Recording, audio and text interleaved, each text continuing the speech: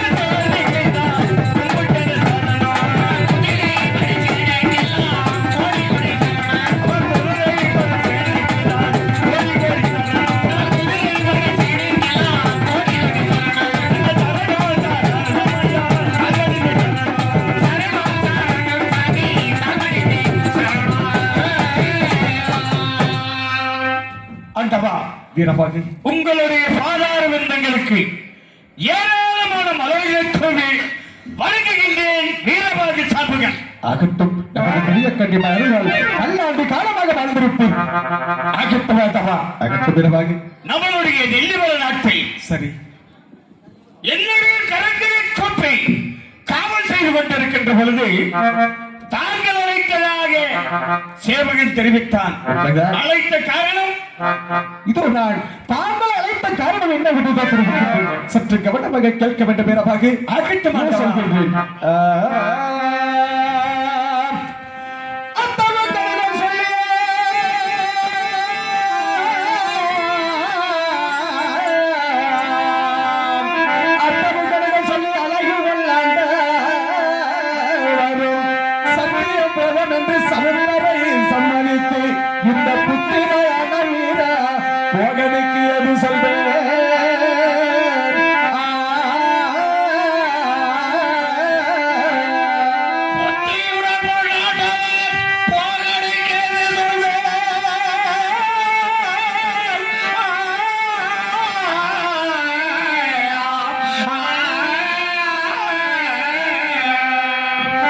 வேதமாக இதோ நான் சற்று எடுத்து வைக்கின்றேன்.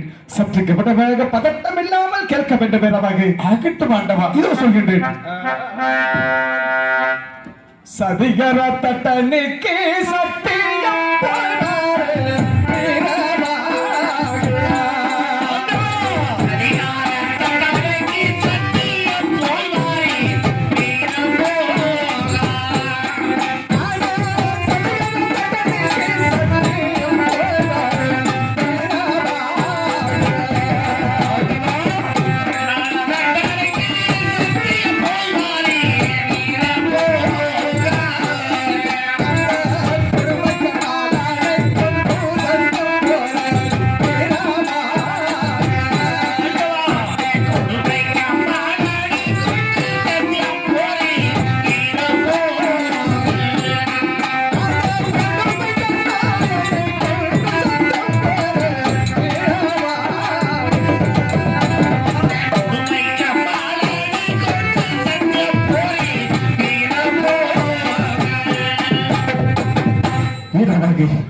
தாங்கள் எதற்காக அழைத்தோம் என்றால் செக்கன திருக்கணம் அறைக்கொழுது மாபேந்தன் மாணிக்க தட்டாத்தி பெற்றெடுத்த செவ்வாழம் ஆசாரியர் ஒரு மரக்காலை கொண்டு வந்து என்னிடத்திலே கொடுத்து பத்திரமாக வைத்திருந்து காலையிலே மரக்காலை கொடுங்கள் என்று கொடுத்தான்.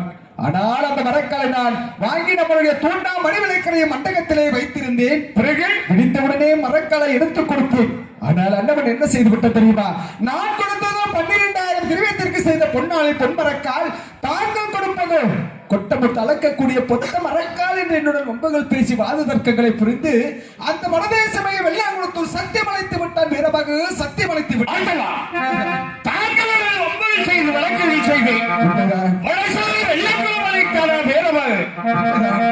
அதற்காகத்தானே இந்த வீரமாக அழைத்தார். அந்த கம்மனுடைய சத்தியத்திற்கு தாங்கள் தான் சொல்ல வேண்டுமா?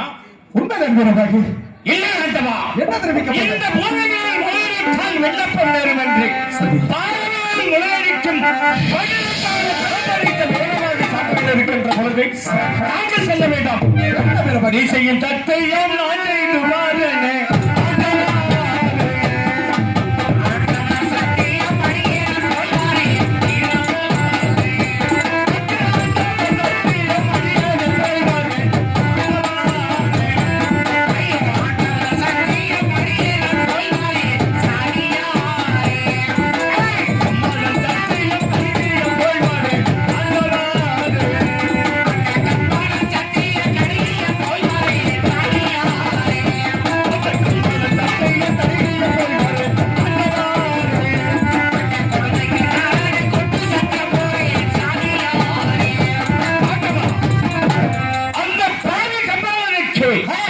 இந்த இளைஞன் வேதபாதி சான்றிதழ் நான் சென்று வருகிறேன். நான் சென்று அண்ணனுடைய சத்தியத்தை பிடித்து விட்டு வருகிறேனே. இல்லை ஆண்டவா, என்ன சொல்ல போகிறாய்? நான் இருக்கின்ற பொழுது தாங்கள் சொல்ல வேண்டாம். நான் சென்று வருகிறேன். ஆசாரி சத்தியம் அன்போடு வாழ்வாரே.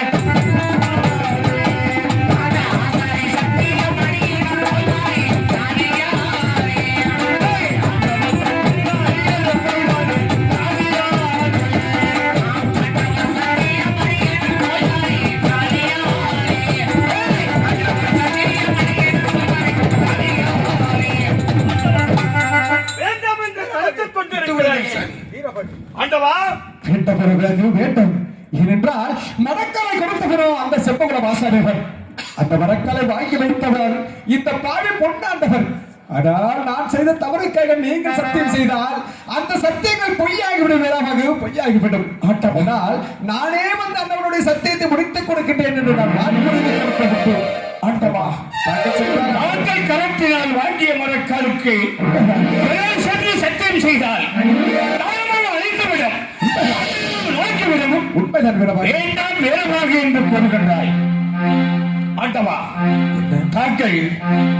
தாங்கள் தான் செய்ய வேண்டும் என்று கூறுகின்ற பொழுது இந்த அடியை நான் என்ன செய்ய போகின்றேன்? தாங்கள் சரி, நானே சென்று அண்ணாவுடைய சத்தியத்தை முடித்து விட்டு அது சீக்கிரமாக பட்டூர் கோட்டைக்கு வந்து விடுகிறேன். ஆனால் நம்மளுடைய பட்டூர் கோட்டைக்கு எந்த ஒரு ஆபத்துகள் இல்லாமல் இல்லாமல் எல்லாம் பாதுகாக்க வேண்டும் தெரியுமா? எப்படி ஆண்டவா? நான் சொல்கின்றேன்.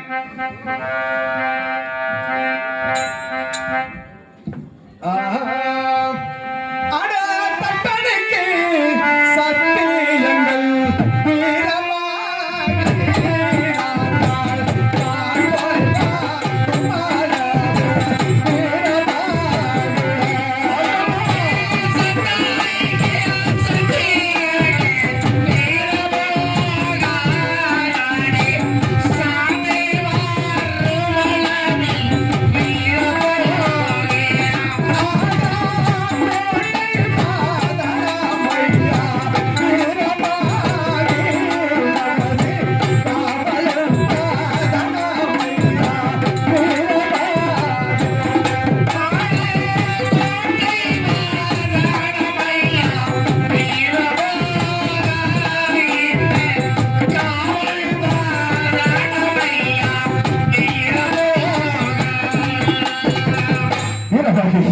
நான் அந்த வடகு சமயம் எல்லாம் உங்களுக்கு சத்தியம் சென்ற பிறகு மேலாடு கொண்டு 24 கோடாடு 32 நாட்டார்கள் ஒன்றாக திரண்டு என்ன செய்வார்கள் தெரியுமா? நம்முடைய பட்டூர் கோட்டையை நோக்கி படையெடுத்து வருவார்கள். அது மட்டும் அல்லாமல் அட அடமுல்லை மாடு கொல்லை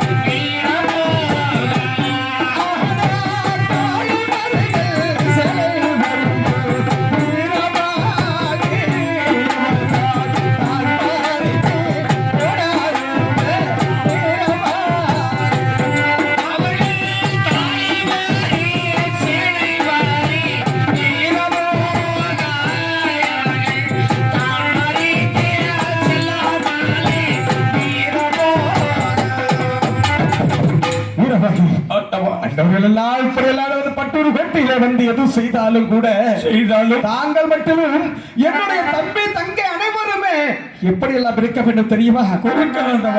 எனது தம்பி யாரோ தங்க யாரோ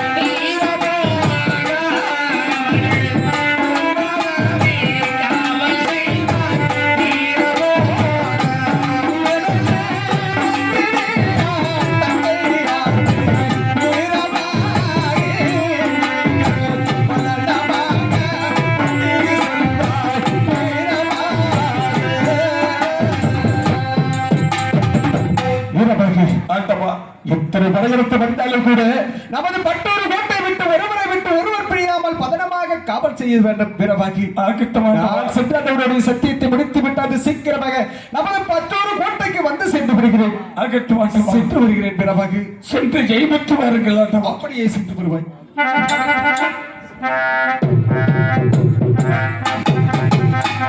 இப்பொழுது நான் என்னுடைய பட்டூர் கோட்டையில் தம்பி தங்க அனைவருக்குமே புத்திமதிகளை சொல்லிவிட்டேன். இப்பொழுது நான் வெள்ளாங்குளத்தோர் சத்தியம் செல்ல வேண்டும். இதோ பார்க்கிறேன். செப்பகுளம் ஆசாரி. செப்பகுளம் செப்பகுளம்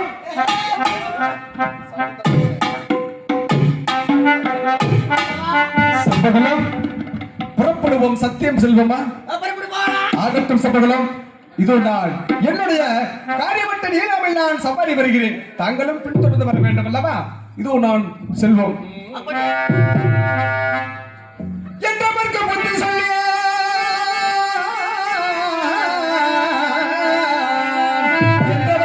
சொல்லிய எடுத்துமே உழைத்து கண்டவெல்லாம் குழப்பு கண்ணனை கேட்ட சத்தியம் அங்கு வென்று தான் வருவோம் என்று வேண்டிய பணிகள் சென்றுதான் எழுந்து கொண்டார் நான் பேசி மேலேறினேன்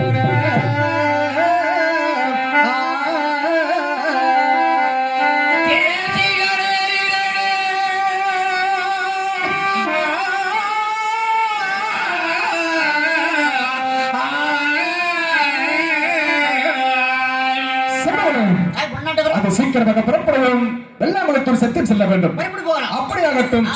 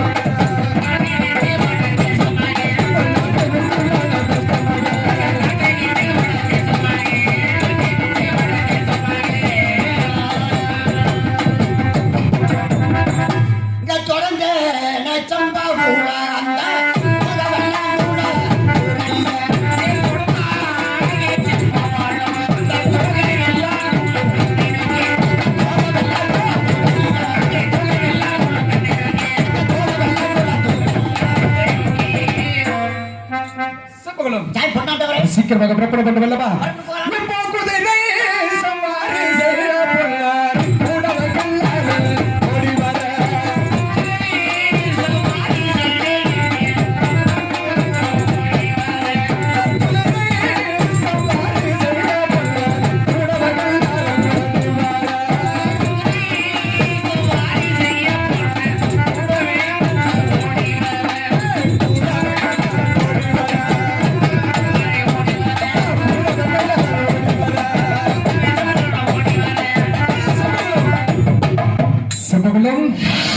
இதோ பார்த்தாயா, என்றும் தேங்கி நிற்காத அசமாகப்பட்டது இன்று ஏனோ தெரியவில்லையே. என்னுடைய அசமாகப்பட்டது என்ன செய்கிறது பார்த்தாயா? அந்த வழிதான் சகலம் கண்டு கொள்ளார்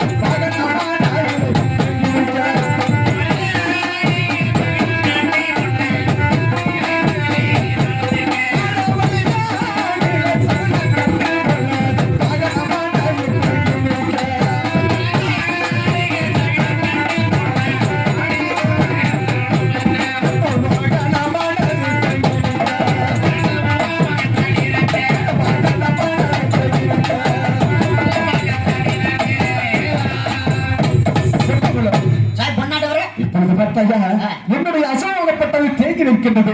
இதை பார்த்தால் கெட்ட சகுனமாக தெரிகின்ற செம்பகுலம். இன்று இருந்து நாளை செல்வோமே. செம்பகுலம் நம்ம அசுவா தேங்கி நிக்குதுன்னா சரி, இதெல்லாம் ஒரு செயல்முறை ஏத்துக்க முடியாது. அப்படியா? ஏன் தெரியுமா? அது கால் கடுக்கு கால் வலிக்கு. சரி, அதனால தேங்கி நிக்கு. அப்படியா? ஒரு செயல்முறை ஏத்துக்க முடியுமா? செம்பகுலம் இது நம்மளுக்கு நல்ல சாயம் தானே. அப்படியா? குடுதாயா மரக்கால குடு. சரி, இதெல்லாம் பாப்பற வந்து கொஞ்சம் சாப்பிடு. அப்படி என்றால் அது சீக்கிரமாக செல்வோம். இதை பார்த்தால் தாங்களுக்கு நல்ல சகனம் என்று கூறிக்கொண்டிருக்கின்றனர். சம்பகுலம் இதோ நான் செல்கின்றேன். கோட்டையை விட்டு நான் எழுந்தடி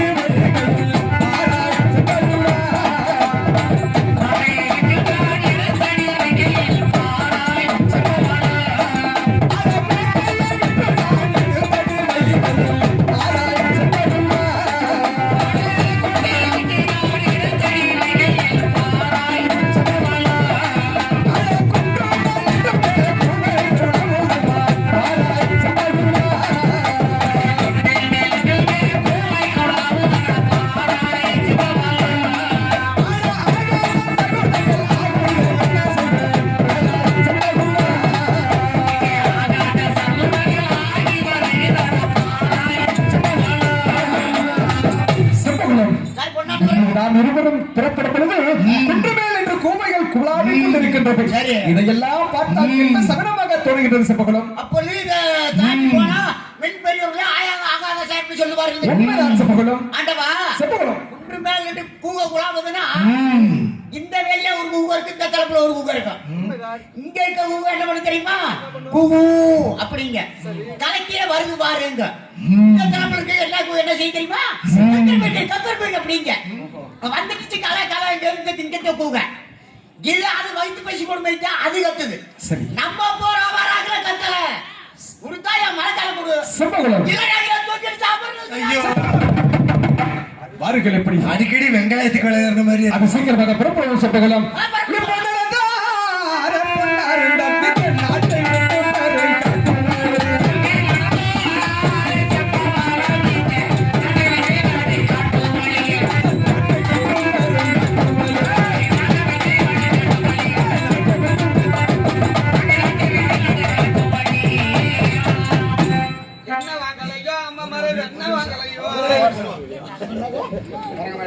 எங்களுடைய அன்பிற்கும் பாசத்திற்கும் உரிய மறைந்தாலும் எங்கள் இதயத்தை விட்டு மறையாத வாழ்ந்த காலத்திலே கலைநயத்தோடு வாழ்ந்து கலைஞனாகவே இருந்து அந்த கடைசி நேரத்தில் கூட அங்கே அவருடைய கோயிலில் தேவராட்டத்தை பார்த்துட்டு இருக்காரு.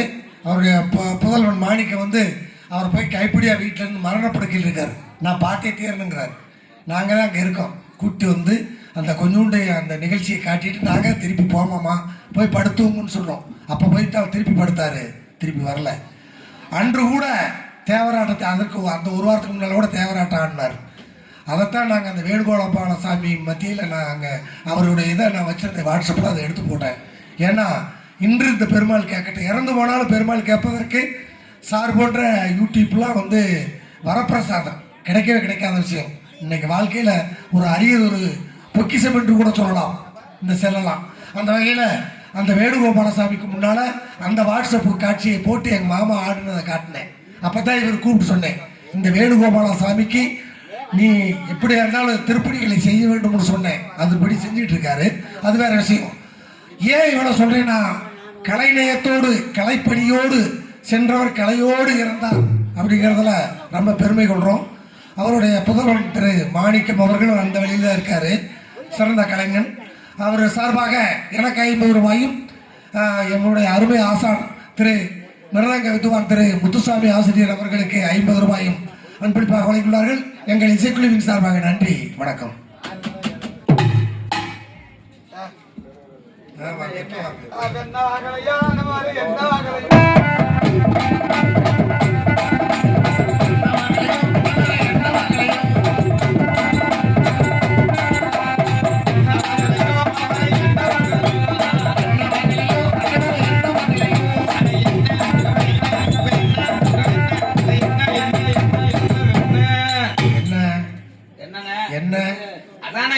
என்ன ஏங்க நீங்க என்ன குடத்துல உணர்ந்துருக்கீங்க? இல்ல அதைத்தாங்க நம்பி நாங்க கேக்குறோம். 2 பேருமே கேட்டுக்கிட்டு இருந்தா எப்படி ஆகும்?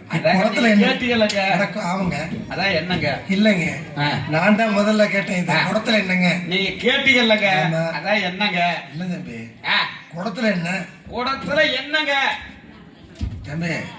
வாழைப்பழக்கிற மாதிரிலாம் போக கூடாது. வேப்பெண்ணெய் வச்சிருக்கேன், விளக்கெண்ணெய் வச்சிருக்கேன். நாளைக்கு எல்லாத்துக்குமே லீவ் இருக்கு. 12 மணி ஆக்கிடுவேன். புளி எண்ணெய் வச்சிருக்கேன்.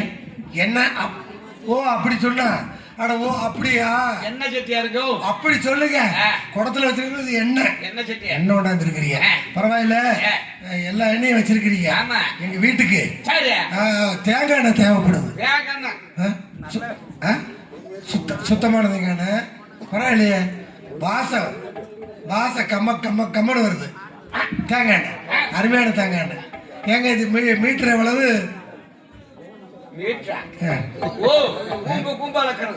கூம்பு அலையா என்ன மீட்டர் எவ்வளவு? மீட்டர் 110 ரூபாய். மீட்டர் 110 ரூபாய். மீட்டர் கணக்குல என்ன அது எப்படி அளப்பாங்க? எனக்கு தெரிஞ்சது சொல்றேன். லிட்டரு சரி, அப்ப லிட்டர் கணக்கு தான் அளக்குறீங்க. சரி, 1 லிட்டர் என்ன சொன்னீங்க? 1 லிட்டர் 81 ரூபா. பரவாயில்ல சம்பளம் ரொம்ப மலிச்சமா வச்சிருக்கிறீங்க. அருமையான செட்டு எங்க பாருங்க. பரவாயில்ல, விலையை பத்தி கவலை இல்லை. இப்ப எனக்கு 1 லிட்டர் தேங்காய் எண்ணெய் கொடுக்கணும். தேங்காய் எண்ணெய் சுத்தமான எண்ணெயா நல்ல எண்ணெய் 1 லிட்டர். தேங்காய் எண்ணெய் சுத்தமா 1 லிட்டர் நல்லெண்ணெய் விடுங்க. உனக்கு வைக்கிறது இல்ல. ஏய்யா. தேங்காய் எண்ணெய் கேட்கிற நல்லெண்ணெய் கேட்டீங்கன்னா இது எங்கேயா போய் சொல்லுங்க. ஏங்க நான் தேங்காய் எண்ணெய் தான் கேட்கிறேன். தேங்காய் தானே. செட்டியாரே தேங்காய் எண்ணெய் 1 லிட்டரு நல்லெண்ணெய் கொடுங்க. ஓ சுத்தமான நல்லெண்ணெய் கேக்குறீங்க. சுத்தமான நல்லெண்ணெய் வேண்டாம்யா, தேங்காய் எண்ணெய் தான் வேணும். தேங்காய் வந்து ஏத்தியா தேங்காய் எண்ணெய் சுத்தமா நல்லெண்ணெய் குடியா. உனக்கு வியாபாரம் விக்கிறது வியாபாரம் போச்சு. செட்டியாரே வீம்பு பண்ணக்கூடாது. நான் என்ன வியாபாரம் தான் கேட்கிறேன். 500 ரூபாய் காசு வாங்கிக்கியா. தேங்காய் எண்ணெய் சுத்தமா ஒரு நல்லெண்ணெய் குடியான்னு. தேங்காய் எண்ணெய் வேணுமா நல்லெண்ணெய் எல்லாத்தையும் தேங்காய் எண்ணெய் தான் வேணும். சரி நல்லா சொல்லுங்க. சொல்றேன் அதிலே அனுப்பிச்சு விடுங்க. சுத்தமான எண்ணெய் நல்ல அப்புறம் சுத்தமான நல்லெண்ணெய் பார்த்து கூட தம்பி நல்லா கேக்குறீங்களா? நல்லெண்ணெய் எதுல இருந்து வருது? கொஞ்சம் பாருங்க. நல்லெண்ணெய் போட்டோ எடுத்துறேன். நாங்க தேங்காய் எண்ணெய் தான் கேட்கிறேன். ஐயா, நாங்க நல்லெண்ணெய் சொல்லியா.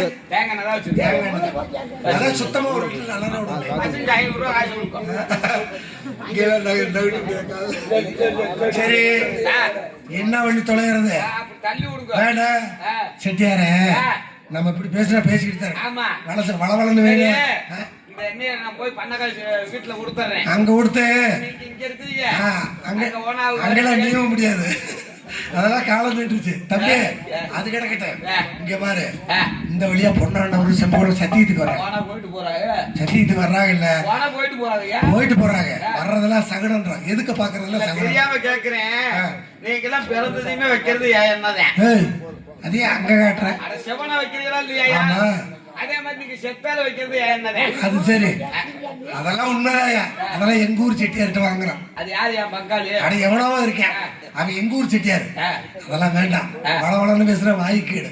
நீ பெண்ணு அதுக்கெல்லாம் கேடு இல்ல. அதுக்கெல்லாம் இப்ப கேடே இல்ல. உனக்கு என்ன கேடு? மொட்டாட்டிக்கு தான் கேடு. இங்க பாரு, இந்த வழி வேண்டாம். நீ சரியா போய் ஏய் அதுக்கே அதை போட்டு சொல்லிடுறேன். வேற வழி பாரு. வேற வழியா? ஆமா, உன்னெல்லாம் பார்த்தா சகனம் பாரியா. நான் குறுக்கோழி ஓட்டுமா? செட்டியார பார்த்தா நான் குறுக்கோழி ஓட்டுமா?